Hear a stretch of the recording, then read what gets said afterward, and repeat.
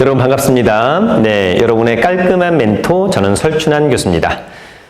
어떻게 제가 지금 수업하고 있는 내용들을 충분히 잘 숙지하고 있는지 사실은 뭐 온라인으로 하기 때문에 약간 체크하는 것이 좀 어렵다. 다음번에는 한번 시험을 보도록 하겠습니다. 시험을 한번 봐서 제 메일로 답안지를 한번 걷도록 해서 채점을 해서 온라인으로 한번 발표해 보는 거죠. 그런 시간을 또 한번 가져보도록 하겠습니다. 일단은 여러분들 공부를 좀 많이 해줘야 될 것 같고요. 그런 가운데 조금 현장에 대한 그런 감각을 좀 가졌으면 좋겠다. 집요해야 될 것 같고요. 제 개인적으로는 늘 얘기하지만 3자, 자생력, 자신감, 자존감을 가지는 우리 제1기 설춘환 멘티반 여러분이 되기를 바라겠습니다. 어쨌거나 여러분 궁금하신 내용은 네이버 카페 설춘환 캠퍼스에서, 그 다음에 중요한 건 이런 강의를 듣고 유튜브에 대한 내용을 또 저희 카페에 올려줄 거니까 여러분들이 그걸 듣고 어떻게 들었다라고 하는 내용을 좀 알려주시면 좋을 것 같고, 궁금한 사항은 늘 편안하게 질문을 해주시면 좋을 것 같습니다. 지난 시간에 저희가 아파트에 대한 지역 분석을 한번 알아봤는데, 이번에는 여러분 아파트에 대한 물건 분석을 한번 확인해 보도록 하겠습니다. 사실 뭐 이런 것들은 오히려 저보다 여러분들이 더 잘할 수도 있는 분야인데, 사람들은 이런 걸 많이 체크하더라라고 하는 점에서 한번 제가 강의를 한번 해보도록 하겠습니다. 일단 여러분, 아파트 물건 분석할 때 가장 먼저 중요한 것 중에 하나가 단지 크기라고 하는 거죠. 그래서 요즘에는 못해도 1000세대 이상에 대한 열망이 상당히 높다라고 하는 점이 있습니다. 1000세대가 돼서 단지가 크다. 그럼 뭐가 좋냐? 아무래도 볼륨이 크니까 관리비도 조금 좀 줄어드는 경향도 있고, 그 다음에 아무래도 주위에 인프라 이런 것들도 좀 상당히 좋아지는 그런 부분들도 있었던 것 같아요. 최근에는 이제 2000세대 이상의 아파트 단지가 많이 생기고 있기 때문에 1000세대는 좀 작다, 2000세대가 좀 되었으면 좋겠다, 뭐 이런 열망도 없지 않아 있는 것 같습니다. 두 번째는 여러분 브랜드가 상당히 중요합니다. 브랜드가 상당히 중요하다. 그래서 일군 브랜드를 많이 선호하죠. 어떤 분들은 힐스테이트를, 어떤 사람들은 자이를, 어떤 사람은 롯데캐슬을, 어떤 사람은 레미안, 어떤 사람은 푸르지오, 어떤 사람은 아이파크. 그것은 이제 뭐 호불호가 있을 수 있습니다만, 그런 이제 일군 브랜드에 대한 열망이 있다. 뭐 이 편한 세상 같은 뭐 이런 것들도 있다라고 하는 점이 있습니다. 아무래도 1군과 2군은 이제 뭐 여러 가지 면에서 좀 차이가 있을 수 있겠죠. 뭐 시공에 대한 뭐 방법이라든지 뭐 재료라든지 이런 것들도 한번 차이가 좀 있을 수 있을 것 같고요. 두 번째는 층과 향, 면적과 구조를 봐야 되는데, 먼저 여러분 구조는 뭐 남자들은 큰 의미가 없죠. 왜냐하면 이제 아내분들이 정확하게 이제 어떤 구조를 선호하는 부분이 있어서 그 구조를 따라가게 되는 거니까, 사실 뭐 남자분들은 뭐 구조가 큰 의미가 있나요? 그냥 거실만 크면 좋다 뭐 이런 느낌만 가지지 않나 이런 생각이 듭니다. 그러나 층은 상당히 중요합니다. 층은 상당히 중요한데, 아무래도 한 15층 정도가 된다면 한 10층이나 11층 상당히 로얄층 같고요.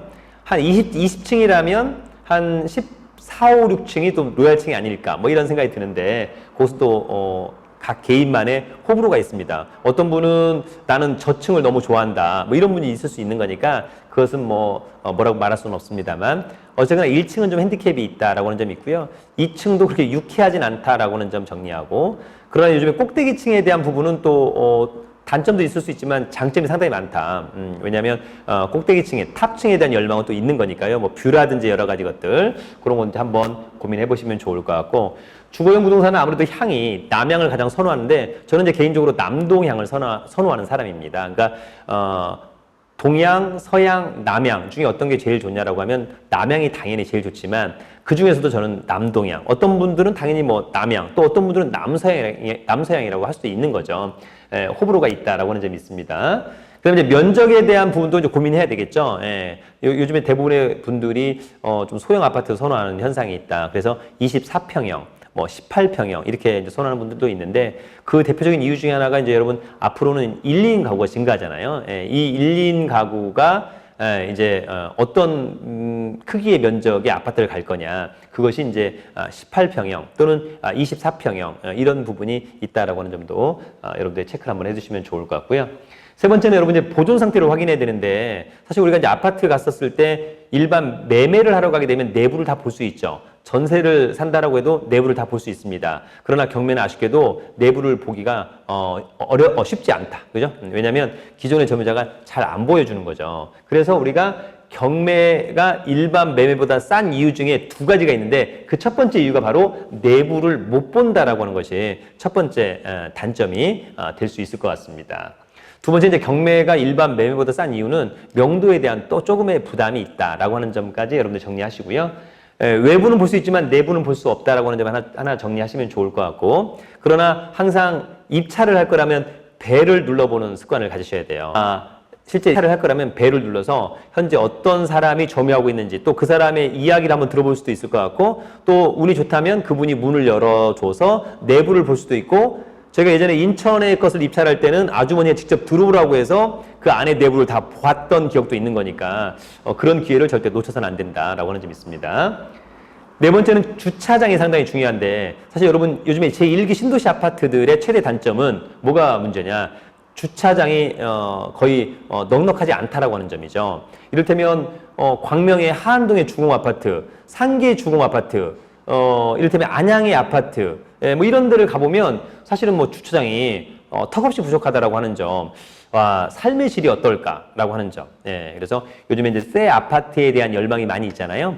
새 아파트에 대한 열망은 물론 새 아파트가 주는 강점도 있지만 아무래도 주차장도 상당히 그에 비해서 세대당 못해도 한 대 이상이 된다라고 하는 점은 상당히 강점이 있고, 누가 온다고 하더라도 널널하잖아요, 여러분. 그죠? 근데 만약에 뭐 내가 상계주공 10단지에 산다, 하안주공 아파트에 산다 그랬을 때 누군가가 놀러 온다고 하면 주차 어떡하지? 이런 또 고민을 또 할 수밖에 없는 또 그런 부분들이 있다. 그런 아파트가 여러분 상당히 많은데 제가 이제 본 아파트 중에는 지금 최근에 그런 아파트가 있었다라고 하는 점입니다. 다섯 번째는 여러분 난방 방식과 관리비에 대한 부분인데, 실제 가장 선호하는 난방 방식은 아무래도 개별 난방이 좋겠죠. 다만 약간 좀 비싸다라고 하는 점이 있지만, 글쎄요, 여러분 뭐 가격 차이가 그렇게 많이 나지 않기 때문에 뭐 호불호가 있을 수 있습니다만, 저는 개인적으로 개별 난방을 가장, 어떤 분은 뭐 중앙 난방, 지역 난방 이런 것들이 있는데 개별 난방 어떨까?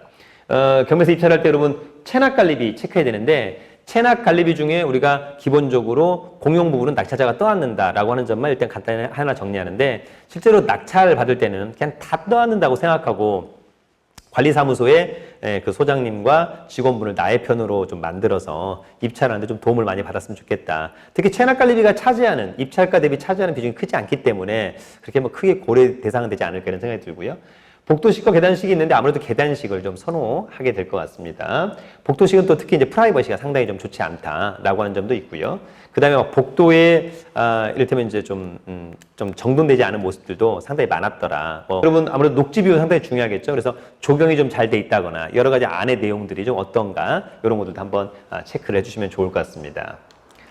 자, 아파트에 대한 이제 마지막 시세 분석인데, 여러분 아파트에 대한 시세 분석은 온라인 국토부 실거래가하고 KB 부동산 시세가 있어요. 국토부 실거래가에서 좀 아쉬운 점은 층만 언급돼 있어요. 동이 언급돼 있지 않다라고 하는 것은 약간 아쉬운 점. 앞으로 국토부 실거래가가 동까지 표시가 된다면 어떨까라고 하는 점이 있습니다. 또 하나는 이제 KB 부동산 시세 중에 보면 이제 평균 일반 가격이 있잖아요. 그것은 나중에 대출에 대한 기준이 된다라고 하는 점도 여러분들이 체크를 한번 하시면 좋을 것 같고요. 그 다음에 이제 오프라인에서 여러분 중개업소에서 확인하는 거죠. 시세, 전세, 월세, 금매 이런 것들을 확인하게 되는데, 저 같은 경우에는 이제 경매 나왔을 때 시세로 확인할 때 가령 뭐 101동 502호다. 그러면 101동 502호의 어떤 그런 비슷한, 저는 가령 101동 뭐 402호 또는 101동 501호의 마치 소유권자인 것처럼 해서 주위에 중개업소에 전화해요. 혹시 101동 402호 똑같은 평수인데 매도하고 싶은데 얼마면 매도할 수 있을까요? 라고 물어보면 중개업자분들이 좀 대부분 그러시더라고요. 만약에 시세가 4억이잖아. 그러면 내가 좀 팔려고 한다. 시세가 얼마쯤 하냐 그러면 3억 한 9천 정도 한다 그래.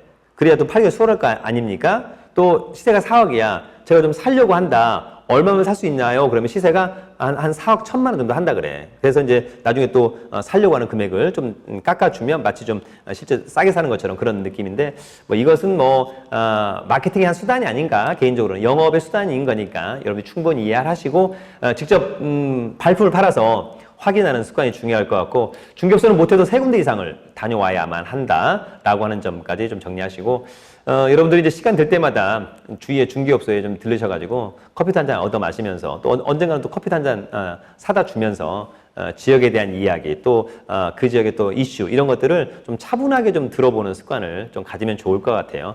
전체적인 이야기를 뭐 한 2, 30분 나눠본다면 그 지역을 이해하는데 또 중개업자 분만큼 또 잘 아는 분이 없으니까 여러분들이 그런 것들을 좀 잘 해보시면 좋을 것 같고 조만간 제가 제 1기 멘티반 여러분들한테는 어떤 아파트에 대한 또는 어떤 빌라에 대한 주거용 부동산에 대한 상가에 대한 그런 내용들을 확인해 오는 숙제를 한번 줘보도록 하겠습니다. 여러분 이런 이론도 중요합니다만 중요한 것은 현장, 그 다음에 경험과 실천이 중요하다라고 하는 점을 마지막으로 말씀을 드리고자 합니다. 궁금한 사항은 어쨌거나 네이버 카페 설춘환 캠퍼스에서 질문을 올려주시면 최선을 다해서 답변을 드리도록 하겠습니다. 여러분 저도 정말 공부 열심히 하고 있습니다. 여러분들도 공부 열심히 하고 있는 거죠? 이제는 더해서 돈만 벌면 된다. 다만 이 돈 벌 때 남한테 절대 피해 주지 않고 정정당당하게 따뜻하게 벌었으면 좋겠다라고 하는 말씀을 마지막으로 드립니다. 여러분 늘 건승하세요. 감사합니다.